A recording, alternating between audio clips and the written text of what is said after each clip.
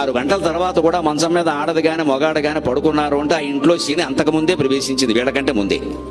ఇక మళ్ళీ వెళ్ళదు అది.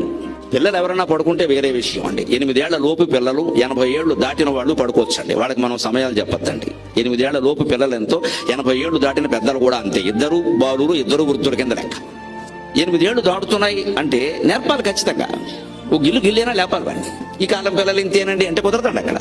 పోనీ వాళ్ళ ఉద్యోగాల కారణంగా ఇంటి నుంచి పని చేస్తున్నారు, ఏదో వాళ్ళకి పని 11, 12, 1 గంట కూడా అయిపోతుంది ఒక్కోసారి. అప్పుడైనా పడుకోమరాలి. అప్పుడు కూడా లెక్క 7 గంటలు లెక్క. 7 గంటల తర్వాత మళ్ళీ లేవాలి. నువ్వు 1 గంట పడుకున్నావు, 8ంటికి లే, 12ంటికి పడుకున్నావు, 7ంటికి లే, చాలు. అంతకంటే ఇంక పడుకున్నాం కదా అని 10 వరకు పడుకుని 11ంటికి టిఫిన్ చేసి 4 గంటలకు భోజనం చేస్తే వాడు ఆరోగ్యం పాడైపోయింది మొత్తం.